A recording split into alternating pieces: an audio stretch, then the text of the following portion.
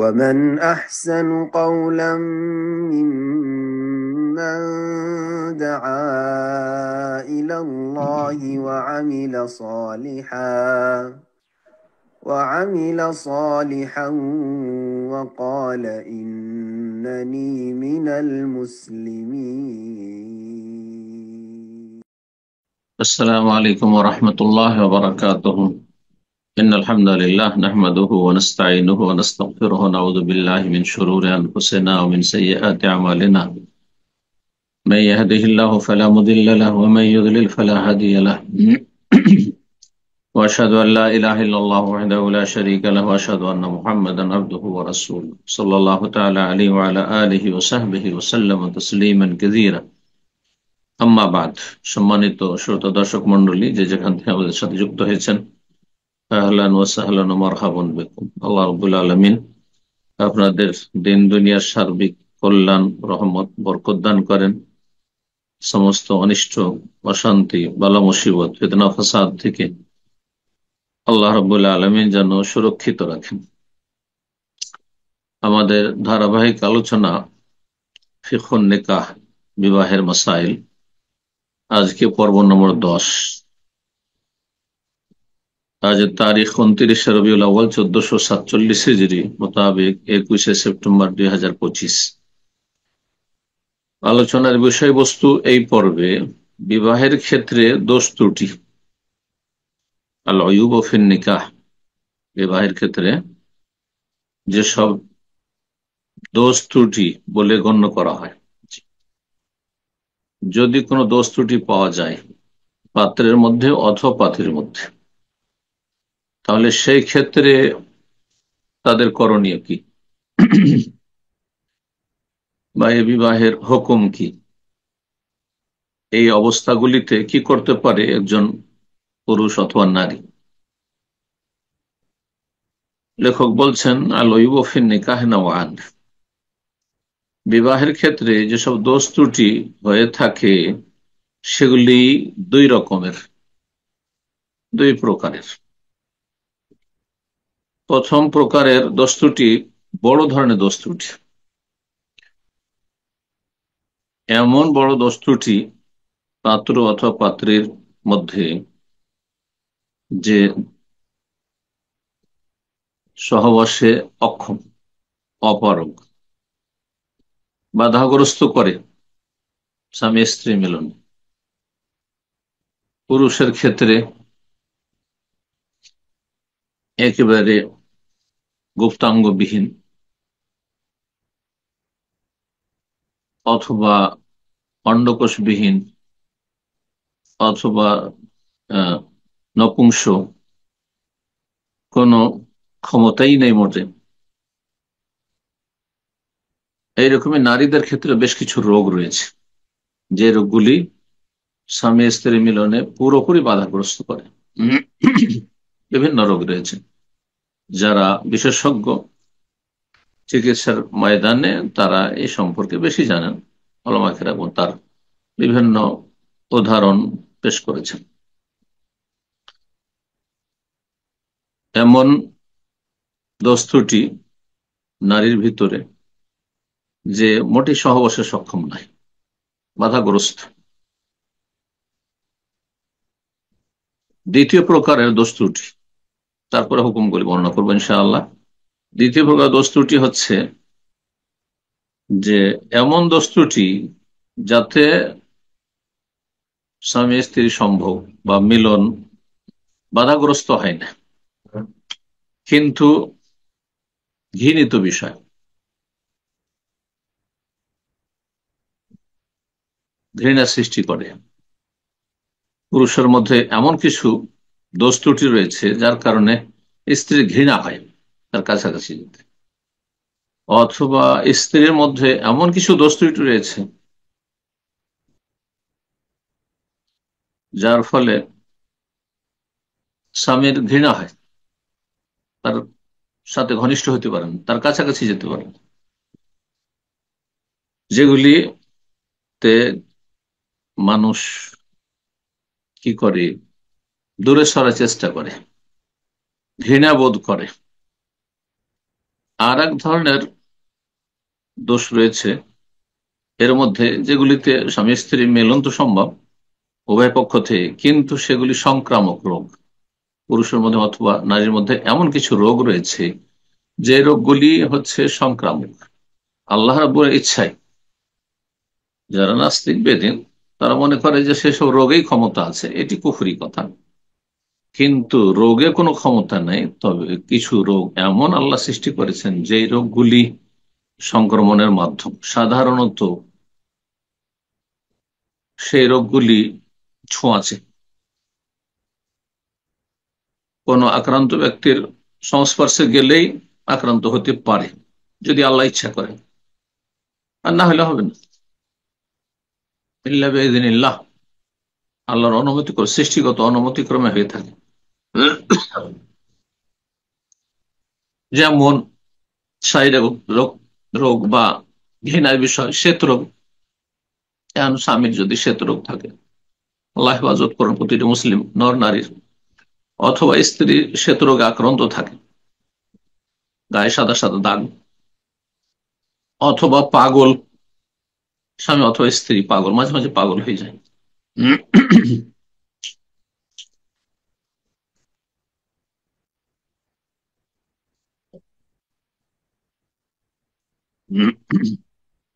অথবা কুষ্ঠরোগী, কুষ্ঠরোগে আক্রান্ত, অথবা পাইলসের রোগ, অর্শ রোগ, অথবা ক্যান্সার, এমন খারাপ ক্ষত, ঘা, পাছড়া, যেগুলি থেকে আহ আপনার রক্তপুঞ্জ প্রবাহিত হতে থাকে, আর তা যদি বিশেষ করে গুপ্তাঙ্গ হয়, ইত্যাদি ইত্যাদি। আমরা এইসব উদাহরণ দিয়েছেন।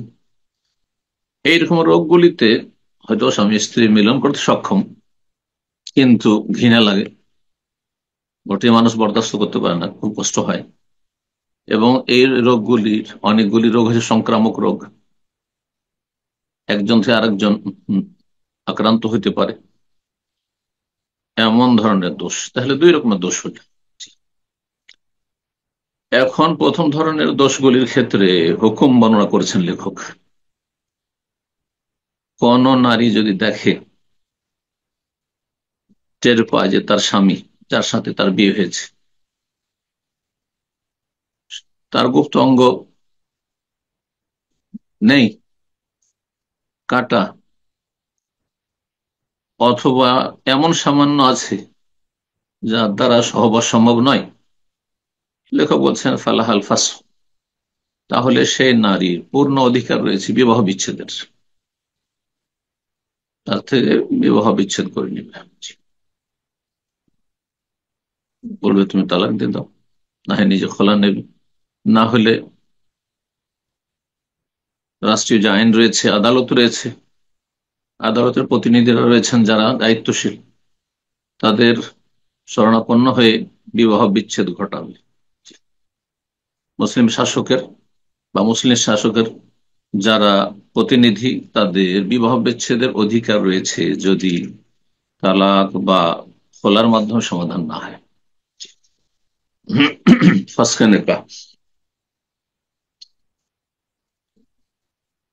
কিন্তু কোন নারী যদি জানতে পারে তার স্বামীর মধ্যে এই বড় ধরনের সমস্যা রয়েছে, সহবাসে একেবারে অক্ষম, জানার পরে তাতে সন্তুষ্ট থেকে যায়, চলো তার কাছে ভরণ পোষণ তো পাচ্ছে, তার ভালো আচরণ তো পাচ্ছে, অথবা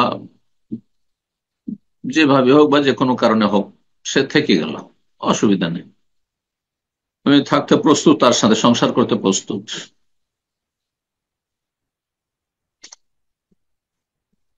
বিবাহ বলছেন ওয়ারাজিয়াত কাবলাল আকদ আও রাজিয়াত বিহি বাদা দুখুল, হয়তো বিবাহ বন্ধন আকদ হওয়ার আগে, বিয়ের যে ইজাব কবুল তার আগে জানতে পেরেছে আর তারপরে তাদের সম্মতি প্রকাশ করেছে, অথবা যখন সাক্ষাৎ হয়েছে টের পায়নি, সাক্ষাৎ হয়েছে বা সরাত হয়েছে তখন টের পেয়েছে, আর তাতে সে মেনে নিয়েছে তো বলছে সাকাত হাক্কুহা ফিল ফাসখ, তার বিবাহ বিচ্ছেদের তার যে অধিকার ছিল সেটি আর থাকবে না।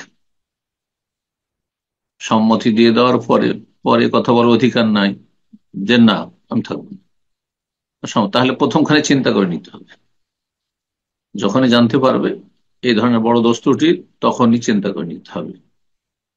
স্বামীর ক্ষেত্রেও এবং স্ত্রীর ক্ষেত্রেও একই রকম হুকুম।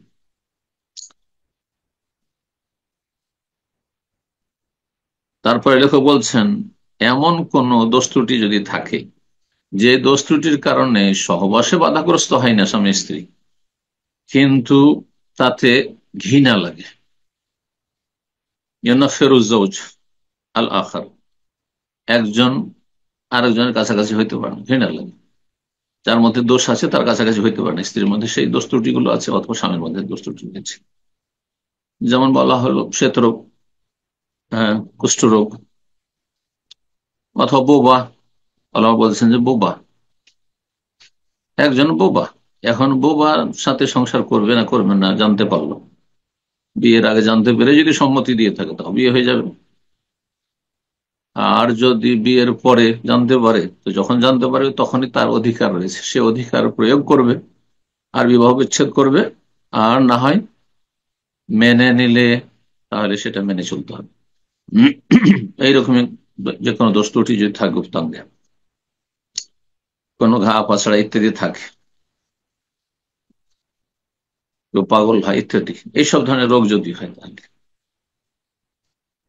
এইরকমই হয়তো এমন দোষ রয়েছে যে সব সময় পেশাব প্রবাহিত হইতে আছে, পেশাব বন্ধ হচ্ছে না। অনেকের এরকম দোষ আছে, নারীর পেশাব ধরে রাখতে পারছে না। যে কোনো ধরনের এরকম এমন দোষ ত্রুটি, যে দোষ ত্রুটিগুলির কারণে ঘৃণা হয় অথবা সেগুলি আহ, সংক্রামক ব্যাধি, দুর্গন্ধ, প্রচন্ড দুর্গন্ধ। কিছু কিছু মানুষের শরীরে খুব গন্ধ থাকে, যতই গোসল করুন, যতই পারফিউম লাগাক না কেন, গন্ধ থাকবে শরীরে। যদি এমনটা হয় যাতে কষ্ট হচ্ছে, স্বামীর গন্ধে স্ত্রী কষ্ট হচ্ছে, প্রচন্ড কষ্ট হচ্ছে, স্ত্রীর গন্ধে স্বামী কষ্ট হচ্ছে, বলছেন ইয়াসবুতু লিকুল্লি ওয়াহিদ মিন আজ-জাওজাইন আল-ফাসখ, প্রত্যেকের, স্বামী স্ত্রীর মধ্যে প্রত্যেকের জন্য বিবাহ বিচ্ছেদের অধিকার সাব্যস্ত। ইনশা, যদি চায় যে বিবাহ বিচ্ছেদ করবো, রাখবো না বা থাকবো না। ওমান রাদিয়া বিল আইব, আর যদি এই দোষ ত্রুটি জানার পরে তার উপর সম্মতি দিয়ে দেয়, আর তারপরে সম্মতি দেওয়ার পরে বিয়ে হয়ে গেল, বিয়ে হওয়ার পর আর কোনো এখতিয়ার থাকবে না, কারণ জানার পরে সম্মতি দিয়েছে। ওয়াইন হাদাসাল আইব বাদাল আকদ, বিবাহ বন্ধন হয়ে গেছে তারপরে জানতে পেরেছে অথবা তারপরে আক্রান্ত হয়েছে। অনেকে ভালো ছিল, হয়তো সুস্থ ছিল স্বামী স্ত্রী, বিবাহের পরে এই ধরনের বড় ধরনের দোষ দেখা গেল। এসব রোগগুলি যেগুলিতে ঘৃণা হয় অথবা সহবাসের সক্ষম নয়। ওয়াইন হাদাসালে বাদাল আকদ, বিবাহ বন্ধনের পরে ইজাব কবুলের পরে যদি এই ধরনের দোষ ত্রুটি হয়ে যায়, তারপরে এসব রোগে আক্রান্ত হয়ে গেল, ফালিল আখারিল খেয়ার, তাহলে যিনি সুস্থ, যিনি এ দোষ থেকে মুক্ত, নর হোক আর নারী হোক, তার আহ এখতিয়ার থাকবে, স্বাধীনতা থাকবে যে বিবাহ রাখবে না রাখবে না। যদি রাখে তাহলে রাখবে, আর না হলে যদি মনে করেন না এই বিবাহ বিচ্ছেদ ঘটাবে, তার অধিকার রয়েছে, কোনো গুনাহ কারো হবে না। জি। তারপর লেখক বলছেন যে এই ধরনের যে দোষ ত্রুটি, বড় ধরনের রোগ, যাতে সহবাসে সক্ষম নয় দুজনের একজন, অথবা এমন ধরনের রোগ যেগুলিতে ঘৃণা ছড়ায় অথবা সংক্রামক ব্যাধি, এমন যদি হয়, এসবের ভিত্তিতে বলছেন যে বিবাহ বিচ্ছেদ যদি হয়ে যায় এসব দোষ ত্রুটির কারণে, ফাইন কান আল ফাসকু ক্বাবলা দুখুল, এই বিবাহ বিচ্ছেদ যদি দেখা সাক্ষাতের আগে, বাসরের আগে, বিবাহ বিচ্ছেদ বিয়ের পরে জানতে পেরেছে কিন্তু দেখা সাক্ষাৎ হয়নি, স্বামী স্ত্রী নির্জনতা হয়নি, বাসর রাতে যায়নি, তার আগে জানতে পেরে বিবাহ বিচ্ছেদ ঘটিয়ে দিল, তো বলছে ফালা মাহর আলিল মারা, তাহলে এই নারীর জন্য কোনো মোহর নেই, কারণ তার সাথে দেখা সাক্ষাৎ হয়নি, নির্জনতা হয়নি। ওয়াইন কানুল ফাসখু বাদা দুখুল, আর যদি বাসর রাতের পরে যদি বিবাহ বিচ্ছেদ ঘটে, ফালাহাল মোহরুল মুসাম্মা ফিল আখদ, তাহলে বিবাহ বন্ধনের সময় যে নির্ধারিত করা হয়েছে মোহর, সে মোহর দিতে হবে। আর সেই পুরুষকে, সেই লোককে, পাত্রকে যদি কেউ প্রতারিত করে থাকে ঘটকালি করতে গিয়ে, তাহলে সেই ব্যক্তি ক্ষতিপূরণ দেবে ওই পাত্রকে। আর একটি মাসআলা লেখক বলছেন যে এমন যদি কোনো হিজড়া হয়, নর না নারী তা বোঝা যাচ্ছে না, এখন সব মুশকিল বলা হয়। যারা হিজড়া তারা তিন রকমের। এক হচ্ছে পুরুষের মতো, পুরুষের সাথে বেশি সদৃশ্যতা রয়েছে, নারীর সাথে সদৃশ্যতা কম আছে, সামান্য আছে। আর হচ্ছে নারীর সাথে সদৃশ্যতা বেশি রয়েছে শারীরিক দিক থেকে আর কথাবার্তায়, কিন্তু পুরোপুরি নেই, কিছুটা পুরুষের সাথেও সদৃশ্যতা রয়েছে। তো পুরুষের দিকে ঝুঁকে থাকলে পুরুষের হুকুমে যাবে, আর নারীর দিকে ঝুঁকে থাকলে নারীর দিকে যাবে। কিন্তু খুনসা মুশকিল যদি হয়, এমন হিজড়া যে মানে বোঝাই যাচ্ছে না নর না নারী, ছেলে না মেয়ে, বোঝাই যাচ্ছে না, তাহলে বিবাহ দেওয়া যাবে না যতক্ষণ পর্যন্ত বিষয়টি সুস্পষ্ট না হবে যে কে নরের কাতারে ফেলবো না নারীর কাতারে ফেলবো। ওয়ালা ইয়াসনুকা খুনসা মুশকিল ক্বাবলা তাবায়্যুন আমরিহি, বিষয়টি সুস্পষ্ট, তাকে মেয়ে হিসেবে বিয়ে দেবেন না ছেলে হিসেবে বিয়ে দেবেন।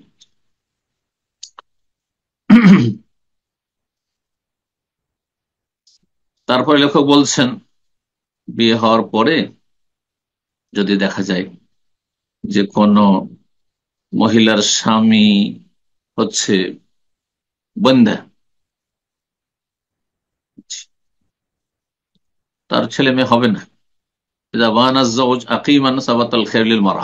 তাহলে নারীর পুরো এখতিয়ার রয়েছে। কারণ যেমন পুরুষের স্বাধীনতা রয়েছে ছেলে মেয়ে নেওয়ার, তেমন নারীরও স্বাধীনতা রয়েছে ছেলে মেয়ে নেওয়ার। বলছেন তাইলে আন্নাল্লাহা হাক্কান ফিল ওয়ালাদ, তার অধিকার রয়েছে ছেলে মেয়ে নেওয়ার।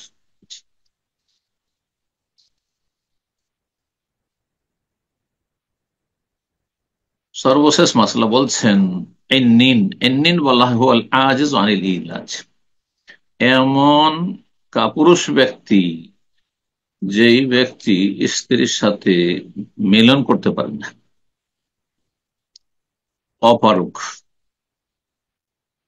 যদি বিবাহের পরে দেখা যায় যে কোনো ব্যক্তি অপারক, তো সাথে সাথেই বিবাহ বিচ্ছেদ না ঘটিয়ে বলছেন লেখক উজ্জেল আস্তানাতেন, 1 বছর তাকে চিকিৎসার সুযোগ দিতে হবে, 1 বছরের মধ্যে যদি ভালো হয়ে যায়।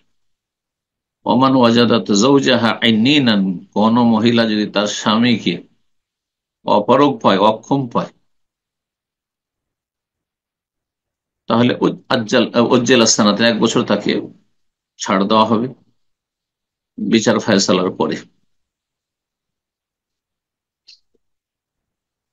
আর তারপরে যদি সে সুস্থ হয়ে যায় তাহলে ঠিক আছে, আর যদি সুস্থ না হয় ফালাহাল ফাস্ক, বিবাহ বিচ্ছেদ করতে পারবে 1 বছর পরে। কিন্তু যদি মহিলা জানতে পেরেছে যে কোন কোন পুরুষ কাপুরুষ, বাসর রাতের আগে জানতে পেরেছে অথবা বাসর রাতের পরে জানতে পেরেছে, আর তারপরে সেটা মেনে নিয়েছে, মেনে নেওয়ার পর হচ্ছে সাকাতা খেরা, প্রথমখানে কিন্তু তাকে অপশন দেওয়া হচ্ছে যে তুমি এখনই চিন্তা করো, থেকে গেল 2 মাস 6 মাস 4 মাস, আচ্ছা মেনে নিলাম, আচ্ছা তোমার সাথে সংসার করবো, আর তারপরে বলছেন না আর চলবে না, সাকাতা খেয়ারোহা, যদি প্রথমখানে মেনে নেয় যে আচ্ছা ঠিক আছে আমি তাহলে মেনে নিলাম, এই অবস্থায় তোমার সাথে সারা জীবন সংসার করব বা সংসার করব, তাহলে সাকাতা খেয়ারোহা, তার আর কোনো অপশন থাকবে না পরবর্তীকালে বিবাহ বিচ্ছেদের। এই ছিল বিভিন্ন মাসাইলগুলি বিবাহের ক্ষেত্রে, দোষ ত্রুটির ক্ষেত্রে। আল্লাহ রাব্বুল সকল মুসলিম ভাই বোনদেরকে এই সমস্ত অনিষ্ট থেকে, বালা মুসিবত থেকে, রোগ থেকে, ব্যাধি থেকে আর দোষ ত্রুটি থেকে আল্লাহ হেফাজতে রাখেন, শারীরিক, মানসিক, পারিবারিক আর যত রকমের দোষ ত্রুটি হইতে পারে আল্লাহ সমস্ত থেকে আল্লাহ আমাদেরকে মাহফুজ রাখেন, সুরক্ষিত রাখেন, নিরাপদ রাখেন। আর যেসব ভাই বোনেরা অসুস্থ রয়েছেন, পীড়িত রয়েছেন, আল্লাহ তাদেরকে শিফা দান করেন। যারা পথভ্রষ্ট হয়েছে তাদেরকে আল্লাহ হেদায়েত দান করেন এবং তাদের অনিষ্ট থেকে আল্লাহ আমাদেরকে রক্ষা করেন। ওয়া জাযাকুমুল্লাহু খাইরান ওয়া সাল্লাল্লাহু আলা নবিয়িনা মুহাম্মদ ওয়া আলা আলিহি ওয়া সাহবিহি আজমাইন।